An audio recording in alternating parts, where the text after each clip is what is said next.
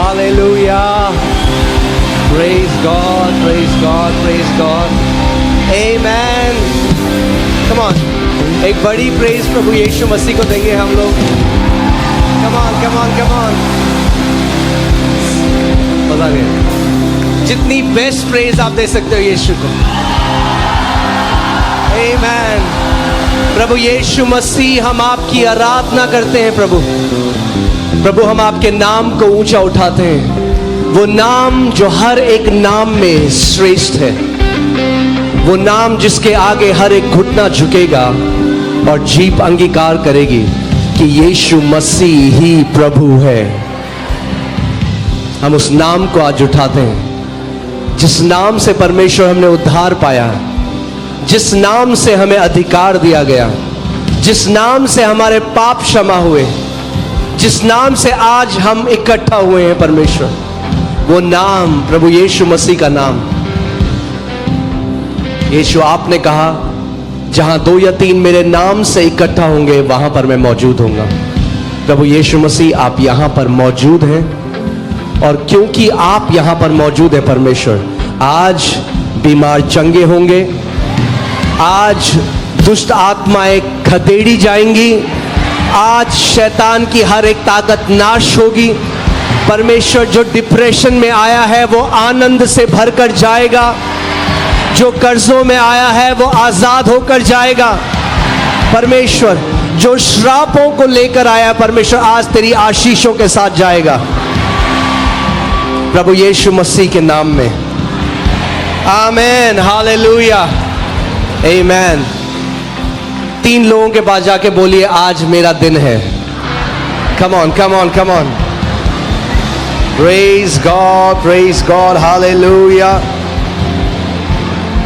Amen. Hallelujah. Praise God. Praise God. Amen. Okay. कितनों लोगों के पास, कितने लोग बाइबल लाए हैं अपनी? हाँ, बाइबल लाए तो बाइबल उठाओ.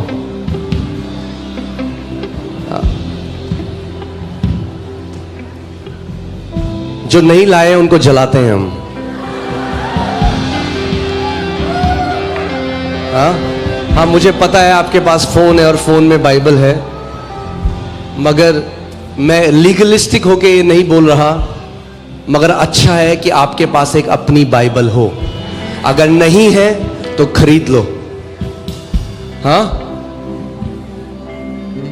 जरूरी है आपकी अपनी एक बाइबल हो. आपकी वाइफ है, वाइफ की बाइबल मत पढ़ो. हाँ, अपनी पर्सनल बाइबल हो. वाइफ की अलग हो, बच्चों की अलग हो, अपनी बाइबल. आमेन. और मैं रिक्वेस्ट करना चाहता हूं आपसे, अगर आप चर्च आ रहे हैं संडे को, अपना बाइबल लेकर आइए. आमेन. तो आज हम घोषणा करेंगे, और अब जैसे हम लोग, ये इस साल का आखिरी महीना है और ये महीने की जो थीम है वो है, क्या थीम हो सकती है इस महीने की? प्रभु यीशु मसीह को छोड़कर. Amen. The revelation of Jesus Christ. उसके बारे में मैं और सिखाऊंगा आगे संडेज में, मगर आज मैं उस वचन को सिखाना चाहता हूं, Jesus as the word of God, और उस परमेश्वर के वचन की तरह. सो आइए हम सब कुछ घोषणाएं करते हैं और कुछ अच्छी आदतें जरूरी है हम लाएं अपने अंदर. आमेन. एक अच्छी आदत है, bring your Bible to church. वचन लेकर आओ. आमेन. सो जो लोग बाइबल लाए हैं अपना बाइबल उठा दो. जो बाइबल नहीं आए केवल हाथ उठा दो, मगर अगली बार लेकर आना. मेरे पीछे बोलो, ये मेरी बाइबल है, ये परमेश्वर का लिखित वचन है. मैं वही हूं जो वचन कहता है कि मैं हूं. मेरे पास वो सब है जो वचन कहता है मेरे पास है. मैं वह सब कर सकता हूं जो वचन कहता है कि मैं कर सकता हूं. आज मुझे परमेश्वर का जीवित वचन सिखाया जाएगा. मैं घोषणा करता हूं कि कि मैं परमेश्वर के वचन का प्रेमी हूं। मेरा मन सतर्क है, मेरा हृदय ग्रहण करने वाला है। मैं परमेश्वर के वचन के अविनाशी अटल बीज को प्राप्त करने जा रहा हूं। और जब यह वचन मेरे हृदय में जाएगा तो मेरा जीवन फलों से भर जाएगा। मेरा जीवन मेरे परमेश्वर की महिमा और आदर लाएगा।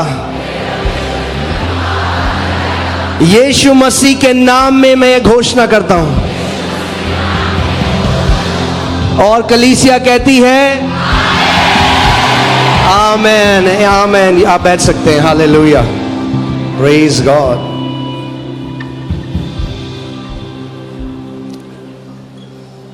Praise God, praise God. याद है आपको, मैंने आपको सिखाया था आमीन की ताकत क्या है। जब आप आमीन की घोषणा करते हैं, ये एक ईसाई रीति रिवाज नहीं है। जब भी आप आमीन की घोषणा करते हैं, आप एग्रीमेंट में आ रहे हैं, आप एक हो रहे हैं उस वचन से जो परमेश्वर आपके लिए कहता है। आप उसके साथ कह रहे हैं आमीन, प्रभु मैं घोषणा करता हूं ऐसा ही मेरे साथ हो। आमीन। सो आइए हम वचन में चलें और सबसे पहले चलते हैं मरकुस 4 अध्याय उसकी 30वीं आयत से। मरकुस 4। फिर उसने कहा, यहां पे प्रभु यीशु मसीह लोगों के साथ, एक बड़ी भीड़ है जिसने प्रभु यीशु मसीह को घेरा हुआ है और उनको वो शिक्षा दे रहा है। क्या दे रहा है? भीड़ कई बारी आती है केवल चमत्कार के लिए, और परमेश्वर चमत्कार करने वाला परमेश्वर है, मगर उसकी इच्छा हमेशा से क्या है कि वो लोगों को क्या दे? शिक्षा दे, राज्य की टीचिंग दे, शिक्षा दे। आमीन। क्योंकि शिक्षा आपको मिरेकल से ब्लेसिंग में लेकर जाती है। अगर आपको याद है, लास्ट संडे मैंने आपको सिखाया था। आमीन। शिक्षा एक स्टेबिलिटी आपके जीवन में लेके आती है, एक ठहराव आपके जीवन। आपका जीवन ऊपर नीचे ऐसे नहीं होगा, आपका जीवन एक ठहराव आपके जीवन में आएगा। आमीन। इसीलिए शिक्षा बहुत जरूरी है हर एक मसीह के लिए। सो प्रभु यीशु मसीह इस बड़ी भीड़ को क्या दे रहा है? अब शिक्षा दे रहा है। और 30वीं आयत में हम चलते हैं। फिर उसने कहा, यानी प्रभु यीशु मसीह ने कहा, हम परमेश्वर के राज्य की उपमा किससे दें? अब प्रभु यीशु मसीह लोगों को परमेश्वर के राज्य के बारे में सिखा रहा है और वो कह रहा है क्या मैं उदाहरण तुम्हें दूं, क्या मैं तुम्हें सिखाऊं कि तुम समझ जाओ कि परमेश्वर का राज्य कैसे कार्य करता है। क्योंकि ये जरूरी है हर एक मसीह के लिए कि आप समझें कि परमेश्वर का राज्य कैसे कार्य करता है। और अब परमेश्वर प्रभु यीशु मसीह स्वयं हमें सिखा रहा है, एक नेचुरल एग्जाम्पल देके, एक इस दुनिया के उदाहरण से वो अनदेखे जहां को दर्शा रहा है। आमीन। सो क्या कह रहा है वो? और किस दृष्टांत से उसका वर्णन करें? वह राई के दाने के समान है। क्या है? राई के दाने के समान, यानी राई के बीज के समान। प्रभु यीशु मसीह परमेश्वर के राज्य की बात बता रहा है उनको और कह रहा है मैं कैसे तुम्हें समझाऊं एक ऐसे राज्य के बारे में जो अनदेखा है, जो आप इस आंखों से नहीं देख सकते। क्योंकि बहुत सारे लोग हैं जो शारीरिक मसीह होते हैं। क्या होते हैं? शारीरिक मसीह। वो केवल अपनी ज्ञान इंद्रियों में जीते हैं। अगर कोई भी ऐसी चीज है जिसको वो नहीं देख सकते, नहीं महसूस कर सकते, अपने 5 ज्ञान इंद्रियों से उसको नहीं चख सकते, तो वो कहते हैं वो चीज नहीं है। मगर परमेश्वर का जो राज्य है वो दिखने वाला राज्य नहीं है। वो कैसा राज्य है? अनदेखा राज्य है। आमीन। It's an invisible kingdom. मगर अनदेखा है इसका मतलब ये नहीं कि असलियत में नहीं है। आमीन। सो प्रभु कह रहा है कि वो जो परमेश्वर का जो अनदेखा राज्य है वो किसकी समान है? राई के दाने के समान है। राई का दाना कैसा होता है? आप जब राई के दाने को देखेंगे शायद आपका ध्यान भी ना जाए राई के दाने में, क्योंकि वो इतना छोटा होता है। It seems insignificant. ऐसा लगता है कि जैसे कोई है नहीं कुछ उसमें, इतना सा दाना है, एक छोटा सा दाने की तरह है। जीरे से भी छोटा होता है राई का दाना। जब आप देखेंगे, अगर आप एक जीरे को हाथ में रखेंगे, उससे भी छोटा राई का दाना होता है। वह राई के दाने के समान है। क्या राई के दाने के समान है? कम ऑन, मैं चाहता हूं ये केवल चर्च एक स्कूल की तरह हो जहां मैं आपको शिक्षा दे रहा हूं, आमेन, और स्टूडेंट्स की तरह आप ध्यान लगाकर, क्या राई के दाने के समान है? परमेश्वर का राज्य, आमेन। जब भूमि में बोया जाता है, क्या करा जाता है? भूमि में बोया जाता है तो भूमि के सब बीजों से छोटा होता है, परंतु जब बोया गया तो उगकर सब साग पात से बड़ा हो जाता है। और साग पात मतलब पेड़ों से, सिंपल भाषा में पेड़ों से बड़ा हो जाता है, और उसकी ऐसी बड़ी डालियां निकलती हैं कि आकाश के पक्षी उसकी छाया में बसेरा कर सकते हैं। आज मेरे को राई का दाना तो नहीं मिला, मगर ये एक छोटा बीज है। ये कद्दू का बीज है। कद्दू का ही बीज ऐसा था जो मैंने, थोड़ा दिखेगा आपको, वरना बीज इतना छोटा होता है। ये एक बीज है। क्या है ये? बीज। प्रभु यीशु मसीह बता रहा है कि स्वर्ग का राज्य एक बीज की तरह है। किसकी तरह है? राई के दाने का उदाहरण प्रभु यीशु मसीह ने इसलिए दिया क्योंकि राई का दाना इज द लीस्ट, सबसे छोटा है, अनदेखा एक तरह से। जब आप आंखों में देखोगे तो दिखता भी नहीं है। परमेश्वर का राज्य आपको दिखेगा नहीं कैसे कार्य करता है। इसीलिए कई मसीह लोग मिस कर जाते हैं कि उनके जीवन में कैसे परमेश्वर कार्य करना चाहता है, क्योंकि हम देखना चाहते हैं पहले, कुछ हम महसूस करना चाहते हैं। परमेश्वर का राज्य उस राई के दाने के समान है, मगर अगर परमेश्वर का राज्य आपके जीवन में प्रकट करेगा, उससे पहले राई के दाने को क्या करना जरूरी है? बोना जरूरी है। ठीक है, ये बीज है। अगर मैं इस बीज को यहां टेबल के ऊपर रख दूं और 2 साल हो जाए तो क्या होगा? ये बीज वैसे ही रहेगा, यद्यपि इसके अंदर बहुत सारे फल हैं। कहां है वो सारे कद्दू जो आएंगे आगे? बीज के अंदर है। जो एक बड़ा पेड़ है, जो एक राई का दाना, जो एक बड़ा पेड़ हो गया, वो कहां है? उस बीज के अंदर है।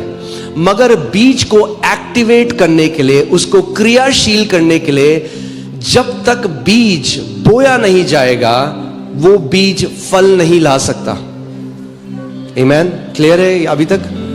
परमेश्वर का राज्य भी जब तक बोया ना जाए वो फल नहीं ला सकता। मगर जब बोया जाता है तो उगकर सब साग पात से बड़ा हो जाता है, और उसकी ऐसी बड़ी डालियां निकलती हैं कि आकाश के पक्षी उसकी छाया में बसेरा करते हैं। ऐसे ही जब एक व्यक्ति प्रभु यीशु मसीह में आता है, अपना उद्धारकर्ता प्रभु को मानता है, तो परमेश्वर का राज्य एक राई के दाने के बीज के समान उसके हृदय में बोया जाता है।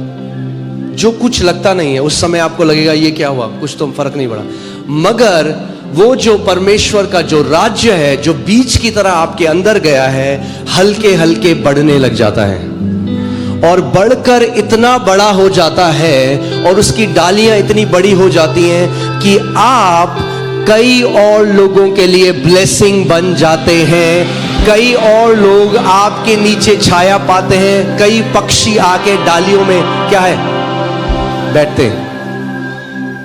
आमेन। इसीलिए बहुत जरूरी है कि आप परमेश्वर के राज्य को, आज हम बीज का इस दृष्टांत को समझेंगे, सीखेंगे। आमेन। 4 मरकुस 26 से पढ़ते हैं, 26 से 29। फिर उसने कहा, परमेश्वर का राज्य ऐसा है जैसे कोई मनुष्य भूमि पर बीज छींटे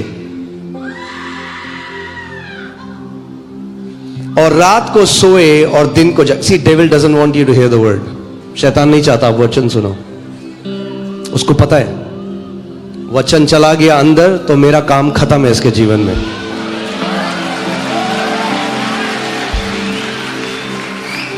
आमीन। सो पूरी कोशिश करेगा आपको वचन ना सुनने दे बस, ठीक है। फिर उसने कहा, परमेश्वर का राज्य ऐसा है जैसे कोई मनुष्य भूमि पर बीज छींटे।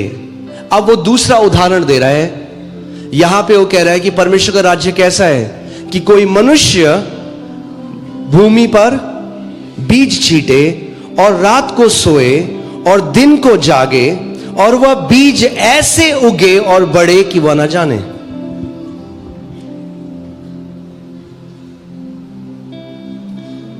बीज बोया, रात को सो गए, सुबह उठ गया। क्या प्रभु बोलना चाह रहा है यहां पे? यानी इट्स वेरी नेचुरल, ये बहुत ही कैसा है, स्वाभाविक है। सो बढ़ोतरी जो आती है, हम लोग बढ़ोतरी, पता, हम कई मसीह लोग पता क्या सोचते हैं, जिस दिन एक स्वर्गदूत मेरे कमरे में आएगा और बड़ी प्रकाश मेरे कमरे में होगा, तब मेरे जीवन में कोई बदलाव आएगा, तब मेरे जीवन में बढ़ोतरी आएगी। ओ, एक दिन ऐसा होगा कि मैं तुरही की आवाज सुनूंगा, स्वर्ग उठा लिया जाऊंगा। ऐसे एक्सपीरियंस होते हैं मसीहों के, मगर बढ़ोतरी एनकाउंटर से नहीं आती। कितने लोग समझ रहे हैं मेरी बात? हाँ, बढ़ोतरी आपके जीवन में एनकाउंटर से नहीं आती। वो कहता है स्वर्ग का राज्य एक ऐसे मनुष्य की तरह जिसने बीज बोए, सो गया, रात को सुबह उठ गया। नेचुरल है, उसको पता ही नहीं, अपने आप वो बीज बढ़ता गया और फसल बढ़ती गई। यानी आपके जीवन में जब बढ़ोतरी आएगी ना, आपको पता ही नहीं चलेगा। कितने लोग समझ रहे मेरी बात को? हाँ, आपको पता ही नहीं चलेगा। आप कलीसिया आते गए, वचन सुनते गए, बीज डाला गया, बीज आपके अंदर गया, अपने आप बढ़ता गया। आप कलीसिया आते गए, आप कह रहे मेरी जो रात को सो नहीं पाता था, बढ़िया नींद आ रही है, एस्थमा खत्म हो गया, कैंसर खत्म हो गया। क्या हो रहा है? परमेश्वर का राज्य प्रकट होने लग गया है। आपके लोग उसको कैसे देखते हैं? राई की तरह तुच्छ जान, अरे क्या तू संडे को एक दिन तो होता है, अरे क्रिकेट खेलने चलते हैं, क्या तू पागल है, इतने ये जवानी में तू कहां चढ़ जा रहा है? हाँ, बोलते हैं ना। क्यों? क्योंकि वे परमेश्वर के राज्य को नहीं समझते, उसको तुच्छ जानते हैं। मगर आप लोग जो हर संडे यहां आ रहे हो, परमेश्वर के वचन की शिक्षा के अधीन बैठ रहे हो, आत्मिक जहां में वो वचन आपके हृदय में बोया जा रहा है। और फिर क्या होगा? वचन बोया गया है, मगर हाँ, फल तो लाएगा, मगर उससे पहले कुछ और है। मैं वापस इसमें आऊंगा, इसको आप दिखाइएगा, मगर इससे पहले पहला कुरिन्थियों 3:6 चलते हैं। हालेलुया।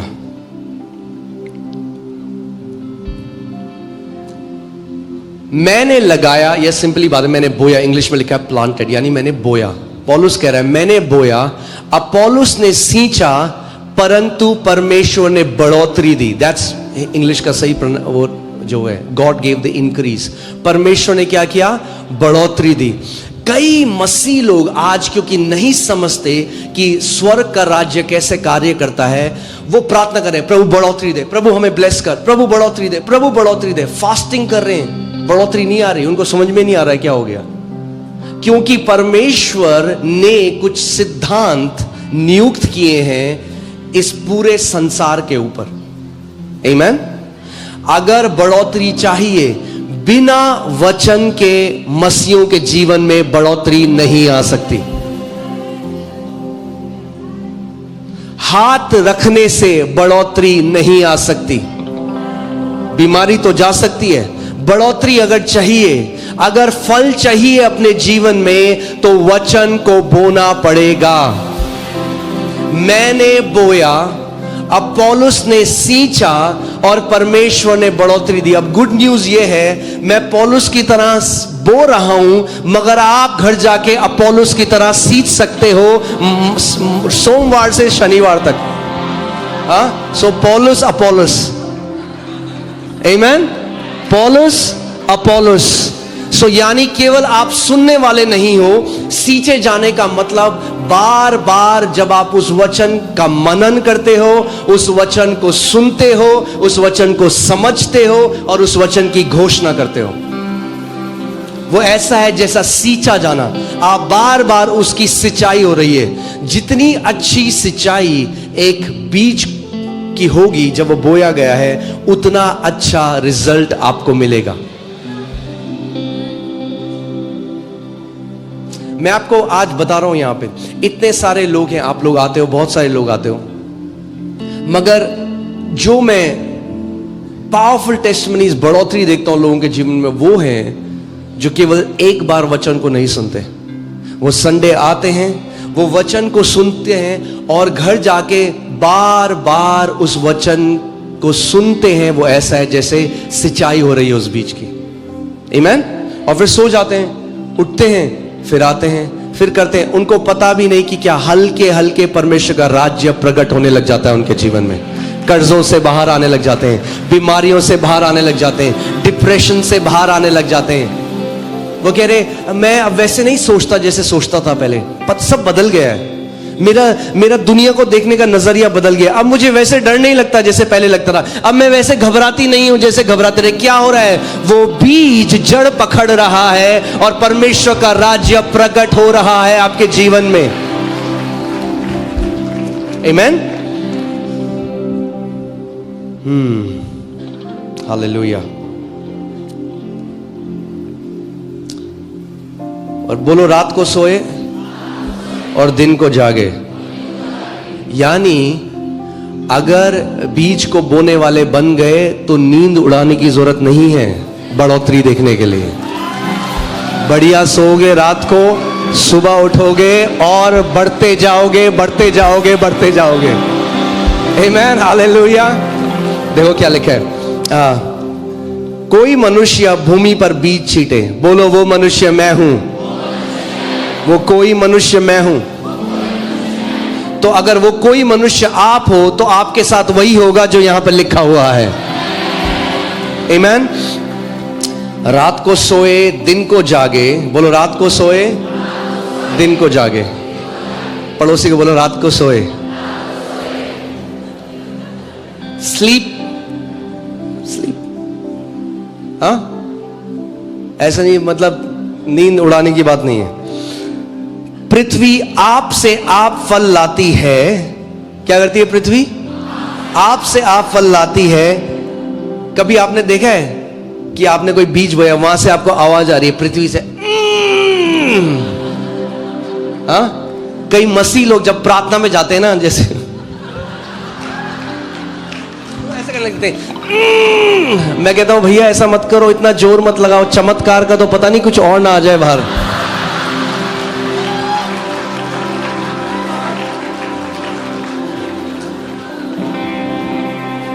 बढ़ोतरी जोर लगाने से नहीं आती, बढ़ोतरी वचन को बोने से आती है। आमीन। क्या हो गया प्रभु, इतना टाइम हो गया? हाँ, खाली भूमि है, करेगी तो कुछ आएगा बाहर? नहीं आएगा भैया। हाँ, पृथ्वी आप ही आप। जब इसको ग्रीक में जो लिखा है वो शब्द है ऑटोमेटोस, जिससे हमें शब्द मिला है ऑटोमेटिक। यानी जब वचन डाल दिया, automatic healing, automatic deliverance, automatic promotion, automatic blessing, everything automatic. क्योंकि पृथ्वी आप ही फल लाती है। आमीन। हालेलुया। पृथ्वी आप से आप फल लाती है। पहले अंकुर। बोलो, पहले अंकुर। यानी एक प्रोसेस है आपके। अगर एक ब्लेस्ड लाइफ जीनी है, अगर एक जीवन जीना है, तो उसका एक प्रोसेस है। मगर हमें क्या चाहिए? फिक्स। पास्टर मेरे सर पे हाथ रख दो। प्रोसेस। बोलो, एक क्या बोले, प्रक्रिया है। हाँ, एक प्रक्रिया है। पृथ्वी आप से आप फल लाती है। पहले अंकुर, तब बाल। ये वाले बाल नहीं, हाँ, और तब बालों में तैयार दाना। हाँ, मक्खिया देखा आपने? मक्के के ऊपर बाल होते हैं। सो वैसे ही प्रभु उदाहरण दे रहा है। ये प्रभु यीशु मसीह बोल रहे हैं। ओके, पहले अंकुर, तब बाल, और तब बालों में तैयार दाना। परंतु जब दाना पक जाता है, यानी समझिए दाना भी पकता है। सो क्या देख रहे हैं आप? एक प्रोसेस है, एक प्रक्रिया है जिसके द्वारा परमेश्वर हमको लेकर जाता है। कई लोग कहते हैं हम तो कलीसिया गए थे, कुछ तो हुआ नहीं हमारे साथ। मूर्खों की जैसी बात मत करो। एक प्रक्रिया है, परमेश्वर का वचन हमें सिखा रहा है। जादू नहीं है कलीसिया में। हाँ, यहां ये नहीं होता पुष्ट, पुष्ट, पुष्ट।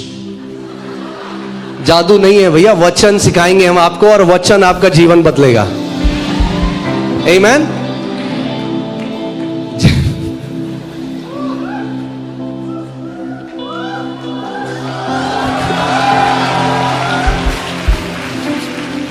हाँ, कई लोगों को जादू चाहिए।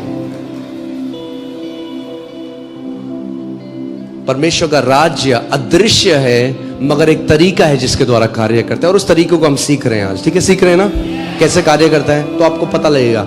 और ये 100% आपके जीवन में पूरा होगा अगर आप वचन को बोने वाले बन गए।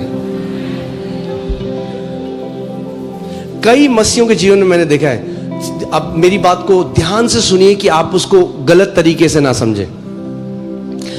वो वचन का सब्स्टिट्यूट प्रार्थना को सोचते हैं। वो सोचते हैं मैं पूरी रात 8 घंटे 10 घंटे 14 घंटे प्रार्थना करूंगा तो परमेश्वर मेरे लिए कर देगा। प्रार्थना हो, बोल दूं, प्रार्थना फल नहीं ला सकती आपके जीवन में। प्रार्थना, प्रभु यीशु मसीह ने क्या कहा, प्रार्थना क्यों करो कि तुम परीक्षा में ना पड़ो। प्रार्थना हमें प्रोटेक्ट करती है शैतान से। प्रार्थना हमें प्रोटेक्ट करती है, हमें नम्र रखती है। प्रार्थना जब आप करते हो परमेश्वर के साथ, प्रार्थना बहुत जरूरी है। मगर अगर फल चाहिए तो उसके लिए बीज चाहिए।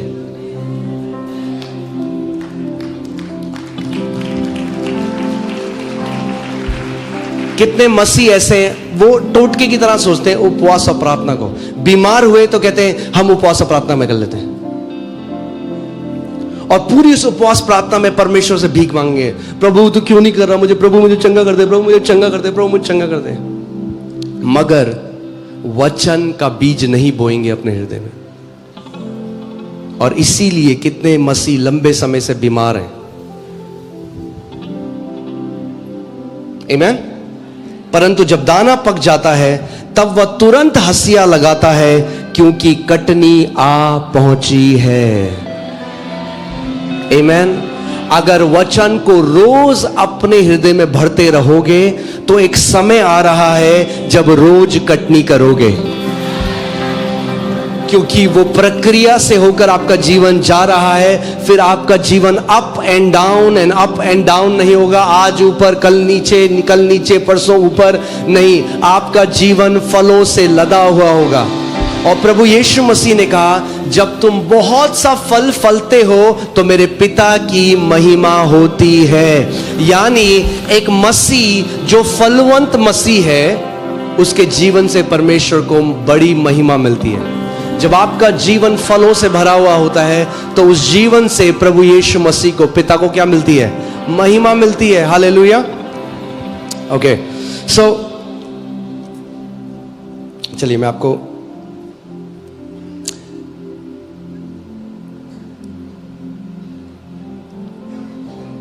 वचन में लेकर जाता हूं। तैयार हैं आप? ओके।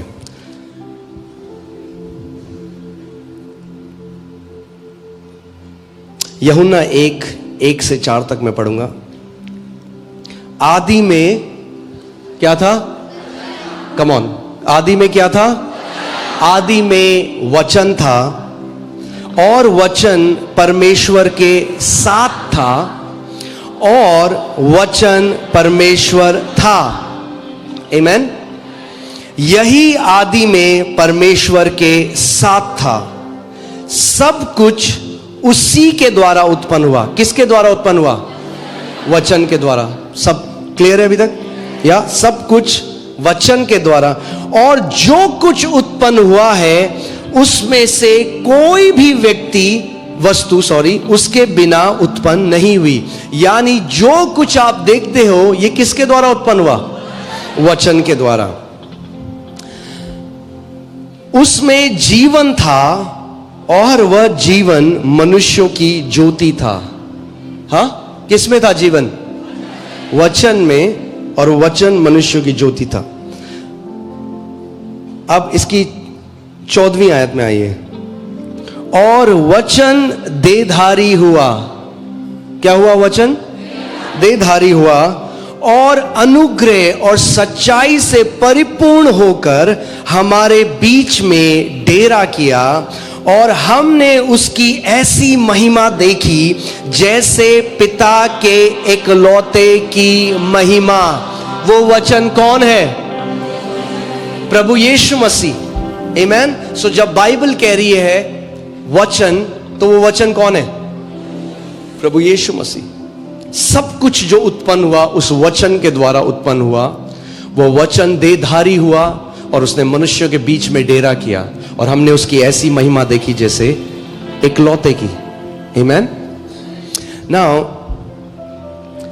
प्रभु यीशु मसीह जो परमेश्वर का वचन है, जो देह धरकर इस पृथ्वी पर आया, और अब ऐसा हुआ कि शैतान उसकी परीक्षा लेने के लिए आया, जो है मत्ती 4 और मैं 3 से पढ़ूंगा आगे।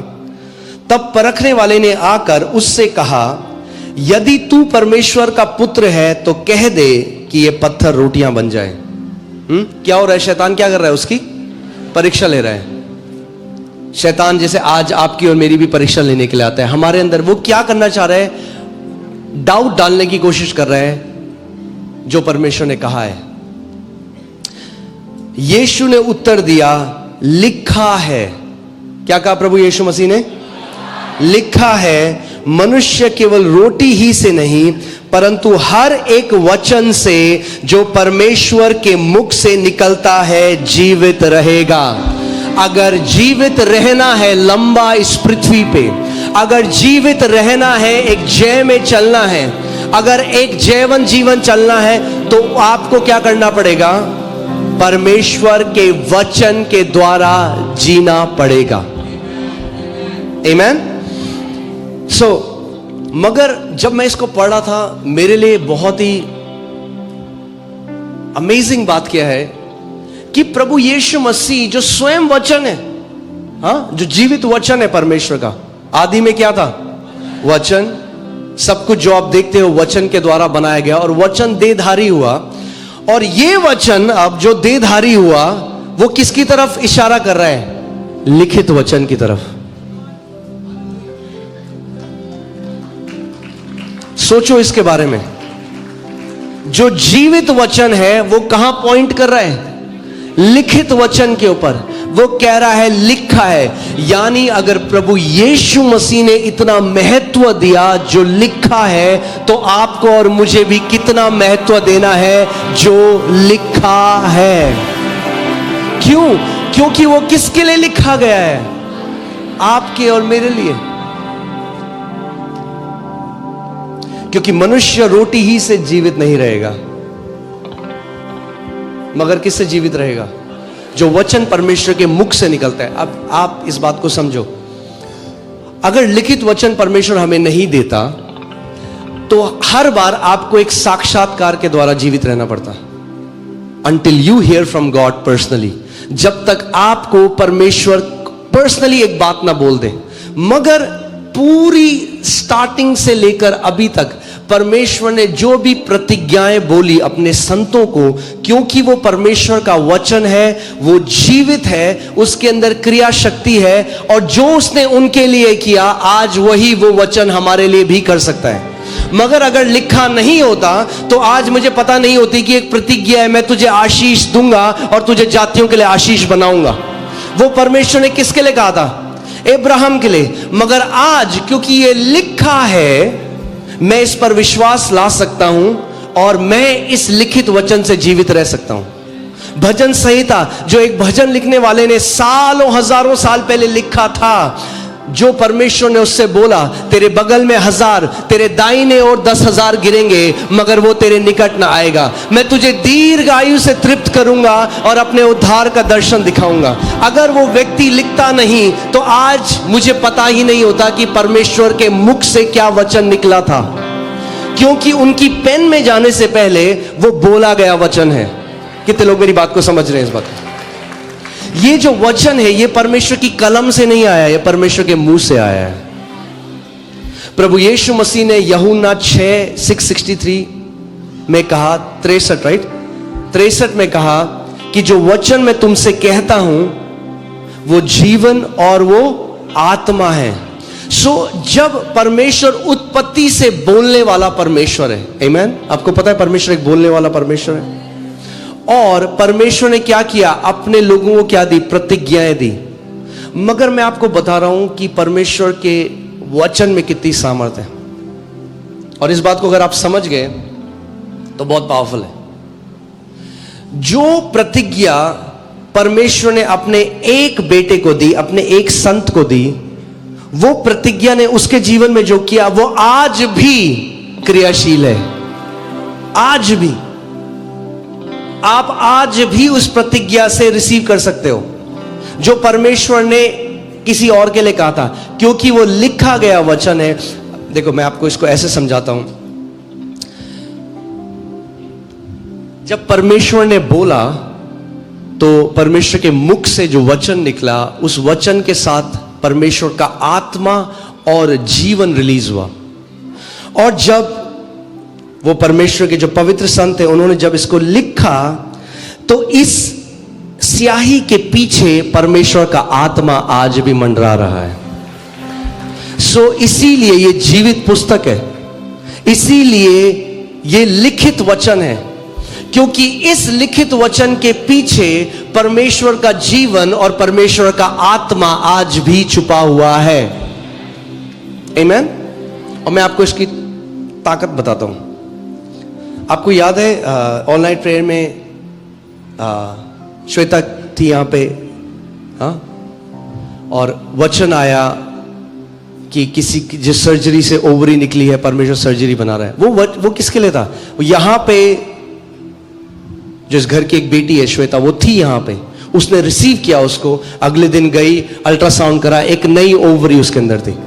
ठीक है, मगर ध्यान से सुनो, क्योंकि वो परमेश्वर की अभिषेक में वचन बोला गया, वो वचन जीवित है। सो एक और बहन जिसने वो वचन सुना जो उसके लिए नहीं था मगर उसने अपना बना लिया, उसने कहा ये मेरे लिए है। जब वो टेस्ट कराने गई उसके अंदर भी नई ओवरी थी।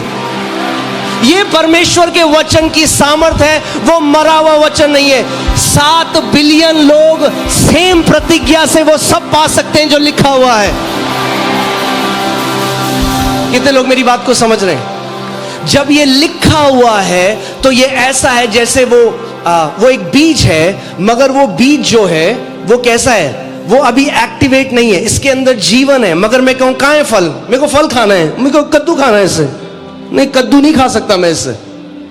हाँ, अगर कद्दू खाना है तो एक प्रतिज्ञा के द्वारा जाना पड़ेगा।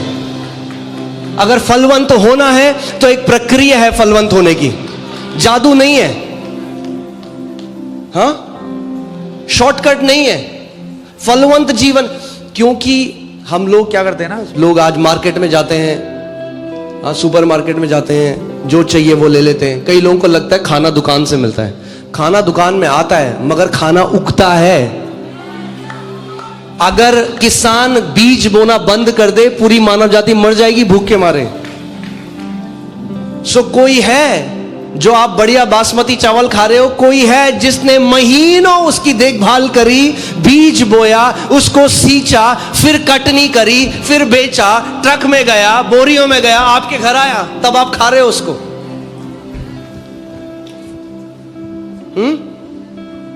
अब हम रेस्टोरेंट जाते हैं तो बहुत अच्छा लगता है, आप गए वहां पे, आपने बनाया नहीं, आपने किसी और ने पकाया, कोई लेकर आया और फिर आपने खाया। कई लोग कलीसिया को भी ऐसी सोचते हैं, आप मेहनत करो पास्टर, आप बीज बो, आप कटनी करो, बस खिला दो हमें बढ़िया खाना।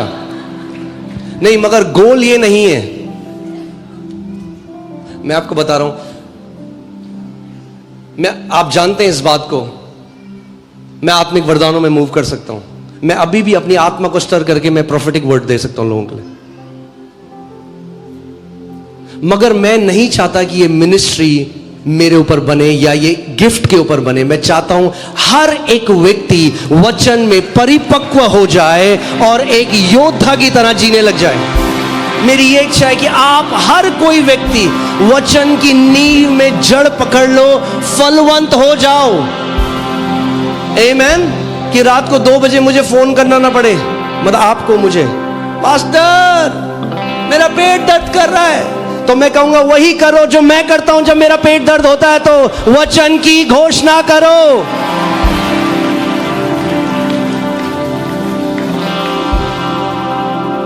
आमेन, हालेलुया। इसीलिए तो 5 फोल्ड मिनिस्ट्री है, 5 सेवकाई क्यों है?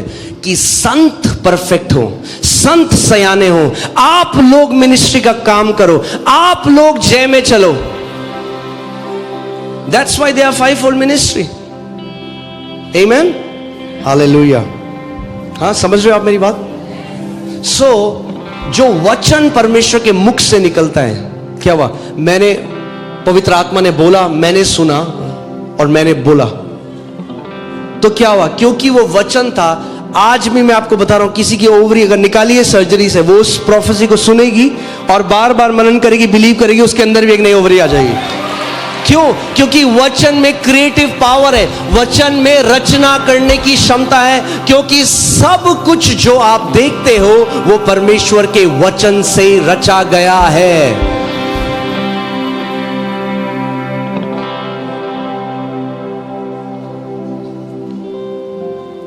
आमेन। मैं आपको बता रहा हूं, इतने सारे हमारे पास टेस्टमनीज आते हैं। यहां पे एक वचन आया किसी के लिए, हाँ, वो आगे आए, चंगे हो गए। फिर आ रहा है चंडीगढ़ से फोन, हमारे साथ भी वही कंडीशन, हम भी चंगे हो गए। पटना से फोन, हम भी चंगे हो गए। उड़ीसा से फोन, क्यों? क्योंकि वो परमेश्वर का वचन है, जीवित है, मरता नहीं है। एक बार निकल गया परमेश्वर। अब जब तक यीशु मसीह नहीं आए, जितने बंदे चाहे उससे ओवरी बना सकते हैं, क्योंकि वचन है, क्रिएटिव पावर है उसमें।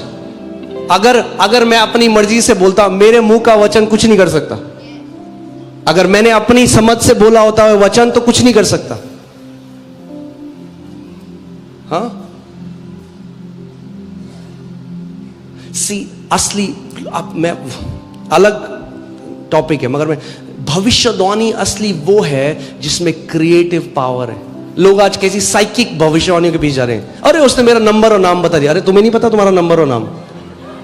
क्या बढ़ोतरी हुई तुम्हारे जीवन में, किसी ने तुम्हारा नंबर तुम्हें बता दिया तो? ये तो साइकिक भी करते हैं बात। आई एम नॉट इम्प्रेस्ड अगर कोई मुझे बोल दे तुम्हारा नाम अंकित है, वो मुझे पता है मेरा नाम। अगर भविष्यद्वक्ता हो तो मुझे वो बताओ परमेश्वर क्या कह रहा है, वो मत बताओ जो फेसबुक से देख सकते हो तुम। आमेन। एक इंसान किसी की ओवरी नहीं बना सकता। इट्स नॉट माई वर्ड, ये परमेश्वर का वचन है। आमेन। तो मैं आपको क्या बताना चाह रहा हूं आज, कि जब आप इस बात को समझ जाओगे कि जीवन, मेरी जो कुछ आपको चाहिए, जो कुछ, बोलो जो कुछ। मैं नागालैंड में था एक कॉन्फ्रेंस में, तो वहां पे किसी ने मुझे पूछा, आपने ये गाड़ी कैसे ली? मेरी कार के लिए। आपने कार कैसे ली? मैंने कहा इसके अंदर है। तो वो हंसने लग गए। मैंने, हंस लो। Everything that you need is wrapped up in the word of God. जो कुछ आपको चाहिए वो परमेश्वर के वचन के अंदर है। Amen. जो कुछ आपको चाहिए वो इस वचन के अंदर है, और आपको ढूंढ निकालना है उसको। प्रभु यीशु मसीह ने जब वो आराधनालय गया, बाइबल कहती है, तो उसने यशाया की पुस्तक खोली। कई लोग सोचते हैं कि प्रभु यीशु मसीह ने ऐसे किया, और यशाया की पुस्तक खुल गई। नहीं नहीं नहीं नहीं, बाइबल कहती है उसने ढूंढी है, यानी उसको पता था यशाया की पुस्तक कहां है। वो गया यशाया की पुस्तक में, और फिर उसने कहा, ये वचन मेरे लिए लिखा गया है। आपको अपने आप को ढूंढना है परमेश्वर के वचन में, कि जब आप कुछ पढ़ो उसको पर्सनलाइज करो, अपना बना लो और बोलो, ये मेरे लिए लिखा गया है। आमेन। जब आप पढ़ते हो, परमेश्वर का वचन कहता है, मैं तुझे दीर्घायु से तृप्त करूंगा और अपने उद्धार का दर्शन दिखाऊंगा। बोलो, परमेश्वर धन्यवाद, ये मेरे लिए, मेरे परिवार के लिए लिखा गया है।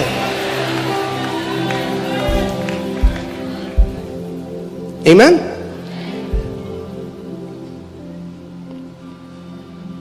चलिए मैं आपको, हालेलुया,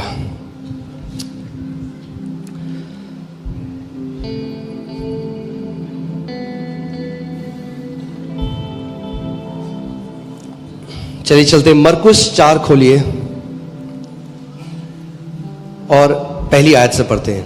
वह फिर झील के किनारे उपदेश देने लगा और ऐसी बड़ी भीड़ उसके पास इकट्ठी हो गई कि वह झील में एक नाव पर चढ़कर बैठ गया और सारी भीड़ भूमि पर झील के किनारे खड़ी रही। ठीक है, वो परमेश्वर प्रभु यीशु मसीह क्या कर रहे हैं? वो प्रचार कर रहा है, वो शिक्षा दे रहा है, उन्हें उपदेश दे रहे हैं। और वह उन्हें दृष्टांतों में बहुत सी बातें सिखाने लगा और अपने उपदेश में उनसे कहा, सुनो, एक बोने वाला बीज बोने निकला। अब जब आप बाइबल पढ़ेंगे ना, आप हैरान हो जाएंगे प्रभु यीशु मसीह कितनी बार बीज और बोने वाले की बात करता है,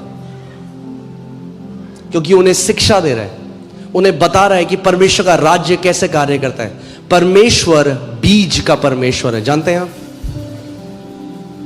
मल्टीप्लिकेशन हमेशा बीज से आता है।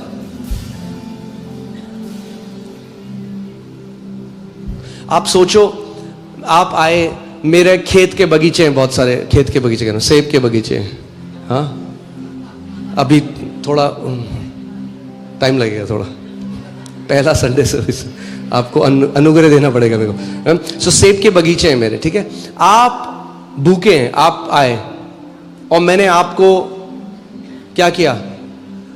मैंने सेब काटे बढ़िया से, बीज निकाले उसमें से, बढ़िया सेब में नमक वमक लगा के आपको दे दिया। अब मुझे बताओ, आपका पेट भर गया, आप बहुत खुश हो, मगर क्या आप दोबारा खा पाओगे सेब को? नहीं। मेरे हर किसी को पसंद है, आपको बढ़िया सेब मिल गए, हाँ बढ़िया, मगर अब आप मेरे पास आए, मैंने आपको 20 उस जो बढ़िया टॉप क्वालिटी का जो सेब है उसके बीज दे दिया आपको। आप कह रहे हो यार ये क्या दे दिया? मगर अगर उस बीज को आपने ग्रहण किया और जाकर अपने खेत में बोया, आप और आपकी पीढ़ियां सेब ही सेब खाते रहोगे पूरी जिंदगी। ज्यादा स्पेक्टेकुलर, ज्यादा अच्छा क्या लगता है? सेब खाना। बीज लेना में तो ये क्या दे दिया इस बंदे, इन्ना सा, हाँ बड़ा डब्बा भैया 4-5, वो अच्छा लगेगा, ये क्या दे दिया बीज। मगर अगर बीज की साइंस को समझ गए, अगर परमेश्वर का जो रहस्य है बीज के पीछे, उसके पीछे, कभी भूखा नहीं रहना पड़ेगा, कभी कंगाली में नहीं रहोगे। आमीन। परमेश्वर बीज के द्वारा कार्य करता है। कैसे कार्य करता है? बीज के द्वारा। सुनो, एक बोने वाला बीज बोने निकला, बोते समय कुछ मार्ग के किनारे गिरा और पक्षियों ने आकर उसे चुग लिया। फिर प्रभु बता रहा है, कुछ पथरीली भूमि पर गिरा जहां उन्हें मिट्टी ना मिली, हाँ कुछ झाड़ियों में गिरा, कुछ अच्छी भूमि में गिरा। अब मजेदार बात पता है क्या है? पूरी भीड़ है और प्रभु उनको सिखा रहा है। अब देखो क्या हुआ, जब 10वीं आयत आई, जब वह अकेला रह गया तो उसके साथियों ने उन 12 समेत उनसे दृष्टांतों के विषय में पूछा। यानी भीड़ को कोई मतलब नहीं है वो क्या कह रहे हैं। भीड़ कह रही हाँ कुछ बोल रहे हैं, जब चंगा करने लगेगा तब चल जाएंगे, जब बोल रहा है तब हम सोते हैं। भीड़ वो सिखा रहा है उनको, अगर सीख जाओगे तो बार बार हीलिंग लाइन में खड़े रहने की जरूरत नहीं पड़ेगी। अगर सीख जाओगे तो बार बार प्रार्थना नहीं करनी पड़ेगी परमेश्वर कर्जे से हटा दे, क्योंकि बीज कंटिन्यूअस ग्रोथ लेकर आएगा आपके जीवन में। क्या लेकर आएगा? कंटिन्यूअस ग्रोथ लेके आएगा, लगातार जो बढ़ोतरी है वो लेकर आएगा। और क्यों ये चेले प्रभु से पूछ रहे हैं, बाकी भीड़ ने क्यों नहीं पूछा? क्योंकि वो समझना ही नहीं चाहते। कितने ऐसे मसीह हैं जो कलीसिया, कितने आप जब भीड़ देखते हैं आज, हाँ हम लोग हीलिंग सर्विस करते हैं, कितने लोग हैं जो केवल चंगा होने के लिए आ रहे हैं, उनको कोई मतलब नहीं है जो वचन सिखाया जा रहा है। इसलिए क्या होता है, मे भी चंगाई तो पा लेते हैं मगर एक जैवन जीवन नहीं जी सकते, क्योंकि वचन को समझना नहीं चाहते। और मैं आपको ये बताता हूं, एक ये जो दृष्टांत है यहां पे, ये देखिए यहां पे खोलता हूं,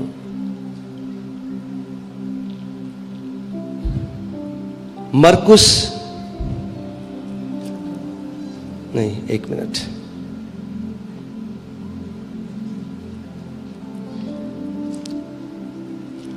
लूका 8:11 लगाइए, लूका 8:11।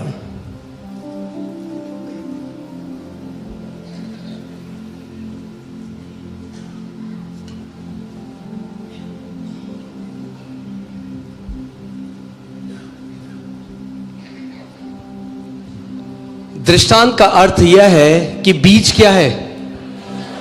बीज क्या है? परमेश्वर का वचन बीज है। मैं बता रहा हूं, अगर आप केवल, आप लोग वो लोग नहीं हो, प्रेज गॉड, आप लोग वो लोग नहीं हो। आप लोग तब आए हो जब अनॉइंटिंग ऑयल सर्विस या ले हैंड सर्विस या हीलिंग सर्विस नहीं है। आप नॉर्मल संडे को आए हो, यानी आप वचन का आदर करने वाले मसीह हो।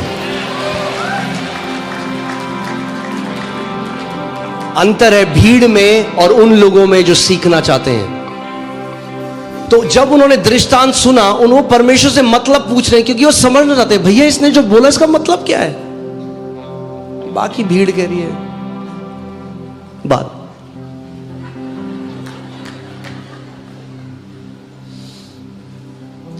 आमीन। बहुत सारी कलीसियां आज डिपेंडेंट हैं on a man of God, और बल्कि मैन ऑफ गॉड की रिस्पॉन्सिबिलिटी है to lead people to the word of God. अगर मैं आपका उत्तर नहीं हूं, मेरे ऊपर भरोसा करोगे तो निराश हो जाओगे, मगर अगर वचन के ऊपर भरोसा करोगे तो कभी भी निराश नहीं होगे।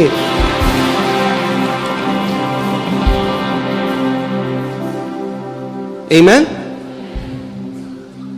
क्योंकि परमेश्वर ने मेरा अभिषेक क्यों किया है? उसके वचन को सिखाने के लिए, कि आप वचन से ग्रहण करना सीख जाओ।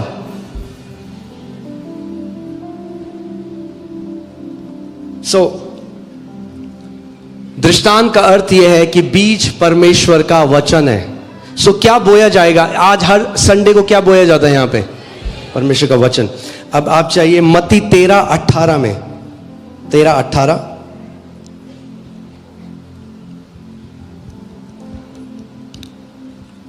अब तुम बोने वाले के दृष्टांत का अर्थ सुनो। अब प्रभु यीशु मसीह उसका अर्थ बता रहे हैं, क्योंकि उन्होंने अर्थ पूछा है।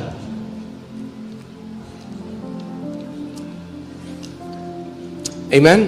यानी इससे हमें एक चीज और समझ में आती है, only those people understand the Bible who want to understand the Bible. केवल वही लोग परमेश्वर का वचन को समझते हैं जो समझना चाहते हैं। जो धार्मिक पुस्तक की तरह 4 चैप्टर पढ़ देते हैं और कहते हैं मैंने अपना धार्मिक कार्य कर दिया, वो कुछ नहीं समझते। अगर समझना चाहते हो तो पवित्र आत्मा आपकी बुद्धि खोलेगा और आप वचन के भेदों को समझने वाले बन जाओगे। तुम बोने वाले का दृष्टांत सुनो। 19वीं आयत।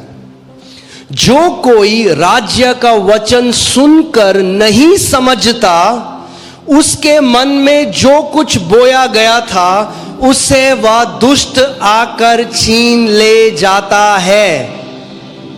जो सुनकर उसको नहीं समझता। आप जब यहां बैठे हो, उद्देश्य केवल सुनना नहीं है, उद्देश्य समझना है। एक समझने वाला हृदय होना है। यानी परमेश्वर, मैं जब तेरे वचन के प्रचार के अधीन में बैठा हूं तो मैं समझना चाहता हूं जो तू मुझसे कहना चाहता है। क्योंकि अगर आपने नहीं समझा तो क्या हुआ? तुरंत शैतान आता है। उसके मन में जो कुछ बोया गया था उसे वह दुष्ट आकर छीन ले जाता है। यह वही है जो मार्ग के किनारे बोया गया। सुनिए, अगर वो मसीह जो सुनकर समझना नहीं चाहते, जो केवल जो ध्यान नहीं देते जब परमेश्वर का वचन, परमेश्वर की नजर में वो कैसे हैं? मार्ग के किनारे वाली भूमि है उनकी।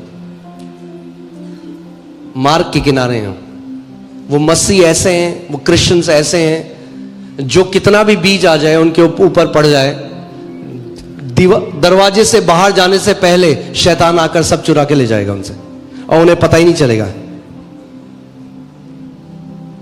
और फिर वो बोलेंगे, पास्टर जी असी तो उपवास भी रखते हैं, असी तो प्रार्थना भी करते हैं, तो की दिक्कत की है?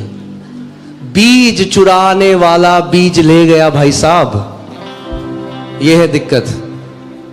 आमीन। क्योंकि आप समझना नहीं चाहते, आप केवल सुन रहे हो। मगर अगर आप समझने का हृदय रखोगे तो क्या होगा? यानी जब आप किसी वचन को समझते हो, शैतान आपसे वो चुरा नहीं सकता।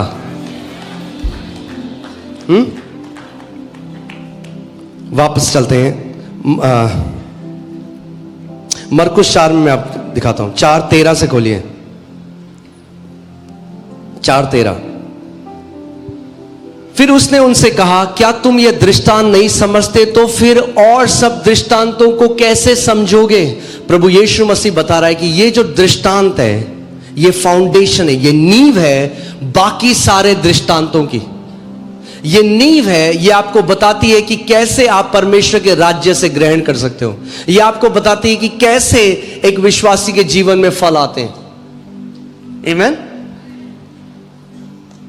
मरकुस 4:13-14। बोने वाला वचन बोता है। क्या बोता है? बोने वाला वचन बोता है।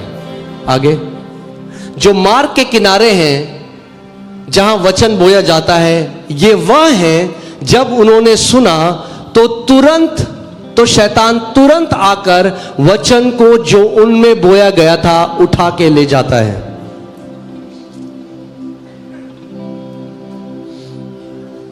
यानी जब आप वचन को सुन रहे हैं, शैतान वेट कर रहा है कि कब मैं चुराऊं इनसे। तुरंत आता है, वेट नहीं करता। उसको पता है क्योंकि अगर वचन इनके अंदर चला गया, बैठ गया, तो ये बंदा गया मेरे हाथ से। सो तुरंत आता है। क्यों? क्योंकि उसको पता है भैया कितनी सामर्थ्य परमेश्वर के वचन में। परमेश्वर के वचन को चुराने आता है। वो नहीं चाहता कि वचन, जब आप संडे को आओ, आप वचन लेकर जाओ। हाँ, कई लोग कल से सुखी हड्डियों, अब बाहर जाओ। डिस्ट्रैक्ट करता है आपको कि वचन आपके हृदय में ना रहे। बाहर जाके लोग बोलते हैं, और बताओ कैसा था आज का वचन? ओ बहुत बढ़िया। क्या सीखा? ओ वो नहीं पता, बहुत बढ़िया। गाया तो सूखी हड्डियों, मगर जो बीज अंदर जाके फल लाना था, वो बीज चला गया, पता ही नहीं चला। आज बोलो, मैं शैतान को उस बीज को अपने हृदय से चुराने नहीं दूंगा। मैं ध्यान धर कर वचन को सुनने वाला विश्वासी हूं। आमीन।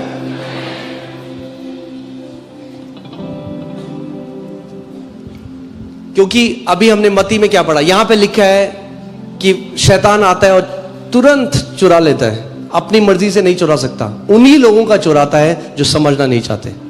यानी वो वचन अंदर नहीं गया, बीज ऊपर है। वो ऐसा है जैसे जमीन के ऊपर बीज रखा है। अगर जमीन के ऊपर बीज गिरा है तो चिड़िया आके चुग लेगी, मगर अगर वो बीज अंदर चला गया भूमि के, फिर कोई चिड़िया नहीं चुग सकती उसको।